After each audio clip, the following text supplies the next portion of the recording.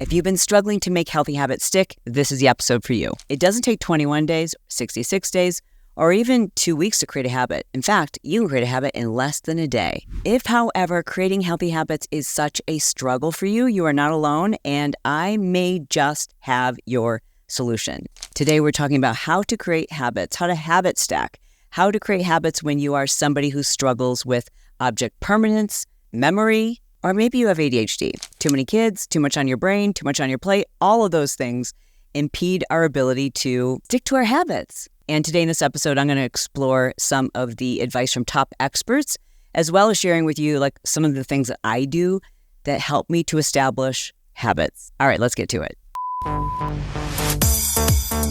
Before we get into today's episode here on YouTube, I just want to say thank you for noticing the pinned comment underneath this video. Thank you for liking. It only takes a second to like the video. It's kind of like a tip jar, if you will. And obviously, it means the world to any of us on YouTube when you subscribe. So thanks for doing that too. Okay, if you haven't figured it out, I'm filming in yet another hotel room. And one of the things I have struggled with the most, and listen, don't get me wrong, I know I'm completely blessed to have this freedom to travel the world, to pick up and go see family and friends and stay in these beautiful hotels and condos. Like actually, we're in a condo right now in Park City. And that's incredible. And I love it. I also feel like a loser. I feel like one of those entitled people who complains about the fact that, traveling is hard. But it's not the travel that's hard. For me, it's that I'm missing routine. I'm missing some of the systems and the things that I had in place that help me to stay anchored to my habits. We can't rely on motivation because there are days where you just wake up and you're not motivated. There are days when life serves you a curveball and you're just not in the mood to do the things you know you need to do. But yet habits make life so much easier because we don't then have to rely on being disciplined. We don't have to rely on motivation. We don't have to rely on our memory. Like you don't have to remember to brush your teeth. You just do it. You don't have to remember to go to bed. You just do it. You don't have to remember to take off your clothes before you go to bed. You just do it. There's so many things that we just do. It's part of our wiring and we don't have to think about it. And life is so much easier when we're doing the things we're supposed to do and we don't even have to think about it. We don't have to force ourselves to do those things. And I've noticed recently that I've been down on myself for certain things. Like I will notice like, gosh, I haven't had as much water. Like I've been really struggling to drink enough water. And I realized, that's because we're traveling and my habit of drinking water was tied to a very physical trigger, that being 3 water bottles. And it just makes you have to minimize, you have to cut back when you're traveling. My husband's going to kill me if I'm traveling with 3 giant water bottles, right? So I have like 1 water bottle and I drink it. It's filled with my supplements. That's why it's so gross. I do apologize. But I drink it, but I also forget to refill it because what I was doing in the past was something that I like to refer to as habit stacking, or sometimes you'll hear it referred to as having a habit anchor. So first, let's talk about what is habit stacking, what is having a habit anchor, and the 2 books that have made the biggest difference for me in creating these habits are BJ Fogg's Tiny Habits and James Clear's Atomic Habits. I mean, they're legendary books. Like both of these books are amazing. They're kind of teaching very similar systems, but they each have a different approach, a different style to them. And then I've put my own twist on their teachings because I have ADHD. And if you have ADHD, habits are hard and habits are essential. Because if you have ADHD, first of all, your memory is likely impaired. And so too is your focus, right? So whereas the average person can go like, oh, okay, I'm going to habit stack. Well, first of all, let me back it up and explain what habit stacking is. Habit stacking is when you take an existing habit, something that's already solidified. Let's say you have a very established habit of having a cup of coffee every single morning. Like you just autopilot, walk upstairs, turn on the coffee machine, or maybe you've already set it the night before and you pour yourself a cup of coffee.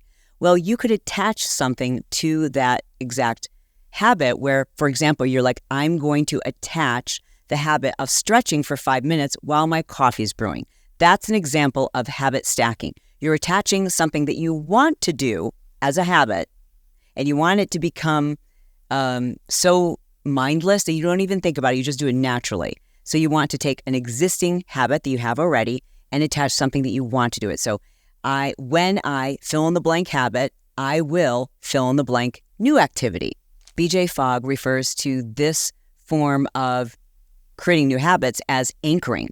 So you're anchoring a new habit to an existing habit. I love this idea. It has worked for me beautifully. But I do have a little twist on it. In the book Atomic Habits by James Clear, he talks about how to really be successful in habit stacking, you have to have 4 elements. You have to have like a cue. So it's something that reminds you that you need to do this other thing. And then you have to crave the thing that you want to do. And then you need to have a response, like something that makes it very easy. And then lastly, he says you need to kind of focus on the reward. Like, so what was good about that thing? So, it's really hard to create habits for things that we just don't want to do, right? And so that's why I think the approach of having tiny habits, like things that, like, I don't look forward to meditate. If you told me, Chalene, you have to meditate, get in the habit of meditating every day for 30 minutes, that I would not be looking forward to that. That would feel like torture to me. I'm just being honest. And it would be hard for me to sense a reward from that. In fact, I would probably think about how hard it is. And then I would probably beat myself up because I didn't do it right or I didn't do it often enough. And so what BJ Fogg recommends with tiny habits is you establish something that's so little, it's like 2 minutes or less than. Like even if you're like, okay, every day I'm going to meditate for 1 minute. Is that even considered meditation? I don't know. But that makes it more rewarding because the reward is like, I feel good about myself because I did this thing. So it is really important that when you're establishing a new habit, you got to think to yourself, okay, how do I dial this back? How do I make this smaller? So I'm actually going to accomplish it. It's not that big of a deal. I can make it bigger. I can elaborate on it. I can broaden it and expand it, but I'm going to do it so that I don't beat myself up. Because if there's any negative connotations associated with a habit that you're trying to establish, it's not going to happen. Like there has to be a reward there. Before I go much further, I just wanted to say thank you for watching the video to this point. It means a lot. I would love for you to hit the notification bell. That would be huge. It's shocking to me every week to see how many people watch the video, but they aren't subscribed, and maybe it's because they don't know that a new video is up. So I would love it if you turned the little bell on. That would mean a lot to me. Also, I freaking love reading how you found the video. I read through every single comment like my life depends upon it. And I am fascinated to find out, like, did the algorithm serve it up to you? Are we the same age? Did you used to do one of my workout videos? Have you listened to my podcast? Or was it just like a random, like sometimes I feel like the algorithm, I haven't even typed anything on my computer, but the algorithm knows what I'm thinking about. And all of a sudden there's the video I needed. So let me know how you found me. I've been using a combination of their theories and their teachings to make life easier for myself. And it became really important to me after I got my ADHD diagnosis at age 45. Now, listen, I knew I thought there was something going on with my brain like all my life. And I knew that I had to have weird, strange, almost embarrassing ways to remember to do certain things that I would hide because I didn't want other people to know that I had to do that. I'm a grown adult. I'm, successful. I've got employees. I've got people that I take care of. And how embarrassing that I have to have a giant Post-it note that goes, over the sink that says, don't forget to brush your teeth. I'm not that. But you know what I'm saying? Like I would have these really kind of weird, embarrassing things I had to do to remind myself to do certain things that I think came very natural to other people. Once I got my diagnosis and I started studying ADHD, and what I'm about to describe to you is going to be interesting, even if you don't have ADHD, because you might have this, I guess you could consider it a struggle with the way your brain processes and remembers things. It's called object permanence. And object permanence refers to the understanding that objects still exist and they're in your working memory. You don't have to see them to know that they exist and that they're around, and they even have almost like a presence for you. Like for most people, they know what they have and kind of where it is, and then kind of keep track of those things in their brain. But for many of us with ADHD and for other people who struggle in this area of executive function, our working memory doesn't work the same way. So, for yours truly, if I don't see something, it doesn't exist, sometimes I don't even remember if I still have it unless I'm using it like on a regular basis, obviously. But like, so for example, if I have a drawer full of leggings for, my workout tights, whatever you call them, and they're all stacked on top of each other, and there's like bright colors at the bottom, but at the top is all I can see is the top of the pile, and all I see is like the black and the gray and the charcoal and the brown, right? I will literally forget that I have those other leggings. I absolutely forget that I have them. I don't wear them, and then I will rebuy them, which is why I changed the way that I store even my clothing so that I can see what I have. If I can't see the thing, it doesn't remind me. It's also, and I'm digressing right now, but for those of you who struggle with this, it's probably why you absolutely hate clutter, except your own. Because your own, you use these systems of piles to remind you what you need to do, what you're in the middle of, what you wanted to do. Sometimes it's just to remind myself, I have this thing and I wanted to do something with it. You know what I mean? So if you struggle with object permanence, creating a habit is much harder because, and here's the deal, your cue needs to be visual. I want you to hear this from Dr. Barkley. He's one of my absolute favorite experts and professors, and he specializes in ADHD. Please give him a follow on YouTube. I will link to his YouTube channel. He just does a remarkable job of not only explaining the brain of ADHD, the spectrum of ADHD, but in this particular clip, you can hear how he's explaining why we, those of us who struggle with object permanence, need a physical trigger. Step one, you have to make mental information physical. You must externalize the information because working memory is shut. That means we have to use cues, signs, charts, reminders, do lists. I got to put stuff in your visual field to remind you of what needs to be done right here, right now. Make it external again. The next thing I have to do is make time physical, real, through clocks, timers, counters, watchminders, anything I can enlist that is going to put time outside of you so that you can see it passing and judge your performance relative to it, because you have no clock.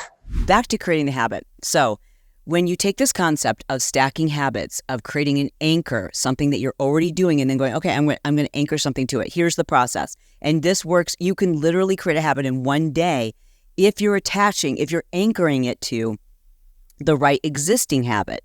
And I've done this before, and it takes some experimentation. So for example, my push journal, like I need a written journal. I have it with me all the time. I need a written journal because if I try to keep track of things on my phone is a major distraction. If I even swipe up to open it, I'm automatically going to see my apps. I'm going to, in the moment it takes me to swipe up, I'm already going to be distracted. I'm already going to be thinking, oh, there's so much here.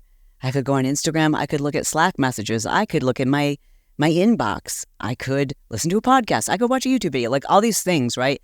So my phone is the danger zone. So I need to use something else that is not going to distract me. And that's why I use a written journal. I use a push journal. Obviously, I'm a big fan of this. So I'm going to plug it right now, because if you need to get more focused, it's pen to paper like this. There's so much science behind this. And this one was designed by someone with ADHD. It's very, very simple. But I like to start my day. I don't like to end my day with this. I like to start my day with looking at what it is I need to do today. 3 things that move me closer to my big goal, or my push goal, if you will.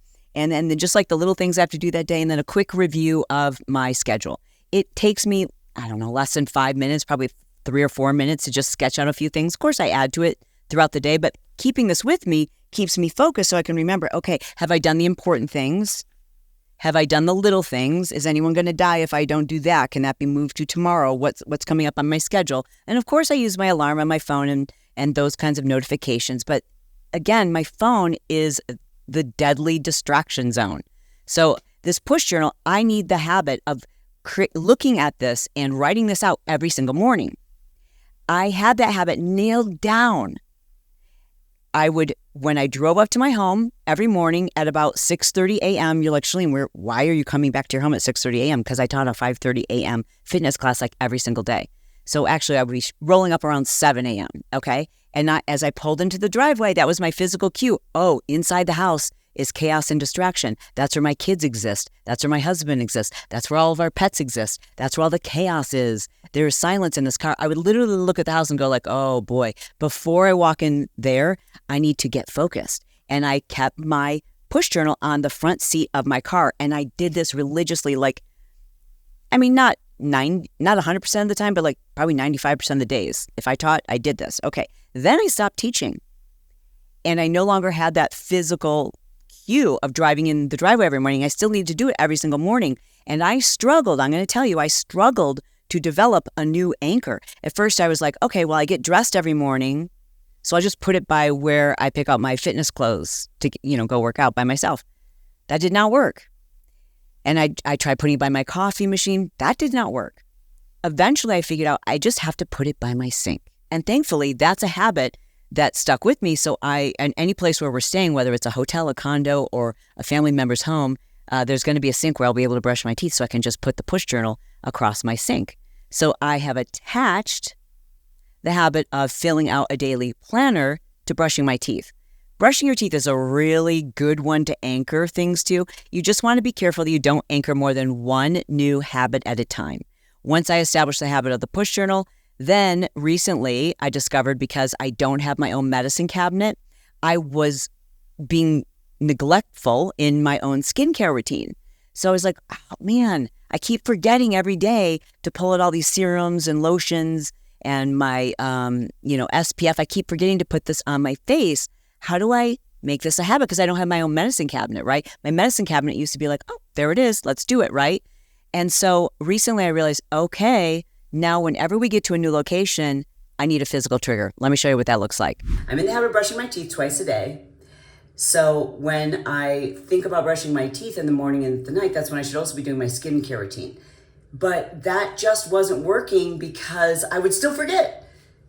And that's why I need a visual trigger. So now I've got this visual trigger. This is an established habit since, 2 years old. And now I've also got the visual trigger as well as habit stacking these two. Okay, but in order to get in the habit of using my push journal in the morning, obviously I'm gonna brush my teeth, but what I do now is I place my push journal across the sink. So I've got these two, now I'm stacking on stacks, right? So this is stacked on that. Then I just open up my push journal and I just make sure that I write out my schedule for the day or a few notes. I don't force myself to do the whole thing. It's just like to get started. I get things off my brain and I'm like, oh yeah, I can't forget to do that. Here's another important piece. I had to make sure I had a pen because a couple of times I put it there and I didn't do it because I forgot to put the pen. So now it's like whenever I look at my push journal, I always say like, is the pen nearby? Okay. So I stack those two together.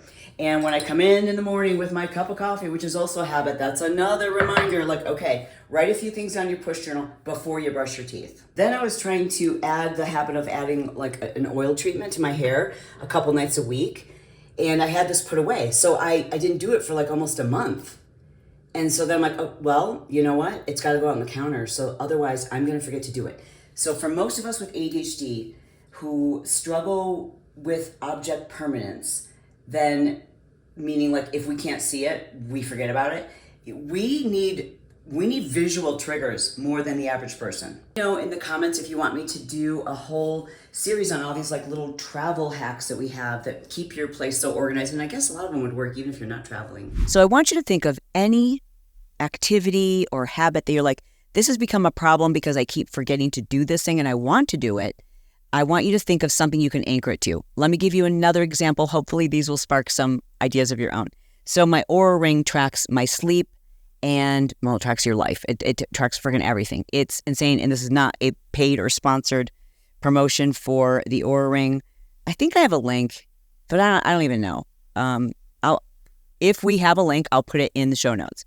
I remember I asked them for a discount. They're like, we don't discount it. I'm like, why? They're like, we don't need to. Oh, okay.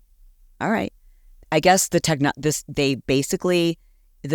of this ring is so advanced that they just can't even do that. I don't know. Anyways, I digress. I love this ring because it tracks my sleep. It tracks like everything about your sleep. It tracks, I can tell if I'm about to get sick.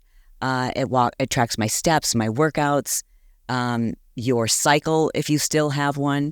It tracks, like, it's crazy. It's everything. It tracks me. But I would oftentimes, it would drove me crazy, especially while we were traveling, because, see, and that's the whole thing. What I'm getting at is we beat ourselves up because we've dropped the habit. And it's not that there's anything wrong with you. You probably just have moved or changed, or the anchor is different now that you need to establish it to. So where I used to plug in my charger for my Oura Ring, it was a trigger when I was at home. I would see it all the time and be like, oh, I'm going to charge it now. But when we're traveling, that wasn't happening. So I had to get in the habit of putting my Oura Ring in and just plugging it in the bathroom so that whenever I took a shower, I could charge my ring. So right now, if you can, if you're driving or whatever, save this for later. But I literally want you to sit down and make a list of the activities that you do every day. And some of these things aren't necessarily habits, but they're just things you just, at some point, you're going to do it every day. Like, I'm not necessarily in the habit of driving my car every day, but at some point every day I'm going to drive my car. I may not be in the habit of washing my dishes every day, but I wash my dishes, or I wash, there's certain activities, you do them every single day. Walking out the door, that's something you do every single day. Might not be a habit, but it's an activity that you repeat all the time. So what I want you to do is just make a list of the common activities that you do. And I'm going to list them out here so that you don't even have to think about it. So your morning coffee, tea, water, whatever you drink first thing in the morning, the fact that you get up and usually go right to the restroom, that's probably a habit. Plugging in your phone at night, plugging in your phone during the day, putting on your makeup, driving in your car, sitting in a certain spot in your home, watching TV, scrolling social media, brushing your teeth, your skincare routine, styling your hair, taking your medications, putting in your contacts, wearing your glasses, getting dressed, getting undressed, going to the grocery store. Like the things that you do all the time, you don't have to force yourself to do them. They're regular activities. Okay, so you've got that list. Keep that list over there for a second. Write that in one column. And in the next column, I want you to just think about, maybe 5 things that you'd like to get in a regular habit of doing. And I suggest you start with little ones. Here's another example of mine that was, I've noticed as I've gone through menopause, like my skin started to be a little bit drier. I knew that okay, I've heard this is going to happen. Your skin tone can change. I need to get in the habit of putting lotion on every freaking day. I know everybody else does that. My husband puts lotion on 2-3 times a day. That's why his skin is like baby skin. And I never do it. I never, ever, ever remember to put lotion all over my skin. I'm like, I need to start doing that now. So I'm like, all right, so what can I attach that to? I'm going to put that bottle of lotion next to where my towels are. So then I remember when I'm hanging up my towel, let's lotion up the whole body. Now your task is to create a second column of some of the things that you'd like to do. And I suggest that you make them really small, tiny little habits that would make you proud, that would make you feel good, that you would be excited, and you would feel really good about yourself. And life would be better if you did this thing on a regular basis. I'm sure you have a list of your own ideas, but in case you need some inspiration, it could be things like taking supplements on a regular basis, getting dressed for your workout, calling your mom, texting a loved one, complimenting yourself, complimenting a friend or a coworker, learning a new language, tracking your sleep, getting ready and looking cute each day, improving your flexibility, walking for 30 minutes, strength training 3 days a week, doing a better job of investing or saving money, really embracing the habit of learning something new, like the skill of starting a side hustle. These things can all become habits. And the way that they become habits is by, again, having an anchor. And for those of us who struggle with object permanence, having some kind of physical cue, a visual cue. So for a lot of people, physical cue is enough. Like, okay, when I walk out the door, that's a reminder for me to lock the door. It does not work that way for those of us with object permanence. I can get out of my own vehicle and forget to close the door of my own vehicle, forget to bring the keys in, and leave the car running. It's happened. So this is one of those examples that's kind of embarrassing, but I have a Post-it note right when I walk in the front door of my home when we're at home that says, check the keys. Because if I check my keys, that's a reminder to me that okay. And so I need that visual cue. Here's another example of a visual cue I use at night. Okay, I know this is really gross, but these are my brain supplements. I mix in with my water. It actually tastes pretty good. And none of this video is sponsored. I'm just showing you what I do to make sure I don't forget to take my supplements. I take sleep supplements. I get better sleep. I know that because I wear an Oura Ring. So I take CBD, CBN, and melatonin in a supplement. Some people need this, some people don't. And I also take magnesium. Almost everyone needs magnesium. The amount or recommended dosage is varied. It's very dependent upon you. So I can't tell you what I take. I don't think that's appropriate because yours is going to be different. I put my glasses here because if I don't have my glasses here, if I can't find them, then I won't be able to read anything when I take my contacts out. But this is a reminder, like, don't forget to take your sleep supplements or you're going to get really crappy sleep. So this is a physical visual trigger for me. And I recently stacked on a new one. Like, my feet looked like I lived on the streets when we were traveling through Europe. So I wanted them soft again, but I bought this stuff, but I kept forgetting to use it. Again, not sponsored. So then I'm like, oh, I can just put it on at night. So I put that on at night, and then I put my little Sakis on, and my feet wake up nice and soft. Again, I think the key here is to focus on, like, how does it make you feel when you do it? So you're really thinking about the reward as opposed to focusing on the frequency in which you do it and beating yourself up because you weren't 100%. Like, I don't do anything 100%. Nothing. Do you do anything 100%? I mean, it's so rare. Who are these people? I just want to be like 1% better. I want to get it right according to the Pareto principle 80% of the time. I want to do my best, but I'm not doing my best if I'm holding myself to a level of perfection. Then I'm beating myself up, and that's not in my best interest. It does not take 21 days or even 66 days to establish a habit if you have the right system in place. Systems are different for each one of us. And if you're the kind of individual who struggles to remember things and you struggle with object permanence, you need a visual cue. Your next step is now to take a look at all the activities and your list of the habits that you'd like to establish and just pick three. Just pick three and draw a line from the activity that you already do on a regular basis. You don't have to think about it. Start with the thing that you would like to do, the habit, the thing you'd like to get in the practice of doing without having to force yourself or stay motivated to do it.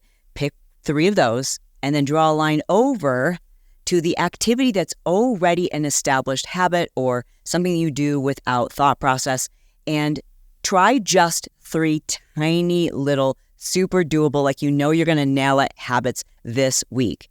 And let me remind you that if it doesn't work the first week, you've probably picked the wrong anchor. Try a different anchor. In fact, if it doesn't work like the first 2 days, it's the wrong anchor. Pick a different anchor. And don't give up, and don't be afraid to attach a visual cue to it. If there's no easy way to make that thing like stand out in your face, use a Post-it note.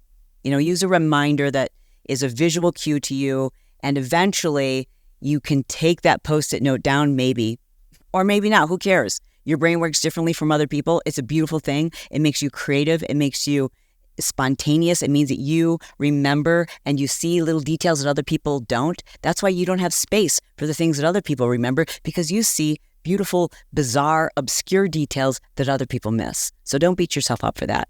You will notice in the description for the show that I will put the links to Atomic Habits and Tiny Habits, both of which I highly recommend on Audible. I love a good Audible. And I would love for you, if you don't mind, no matter where you're listening to this, either, comment inside the Pod Squad or in Patreon, or if you're watching this on YouTube, leave us a comment and let us know what things recently you've anchored a new habit to. Because I think if we can see each other's ideas, that'll give us new ideas where I'm like, oh my gosh, I didn't even think about attaching that to that. And be sure, if someone leaves a really good idea, be sure to like their comment. If you enjoyed this video, I've got tons of other episodes meant just for you where you can learn about healthy habits that hopefully you'll find something to anchor them to. So you can check out this video where I talked about the habit of massaging my face, doing lymphatic massage, my sleep habits. And you might also check out this video where I talk about things that I'm doing to keep my obsession with exercise in check. Or this one, what to do and how to handle it if you can't exercise. Hey, thanks so much for spending time with me. It means the world to me when you share this episode with someone else you know will benefit from it. I love you. I mean it. And I'll see you soon.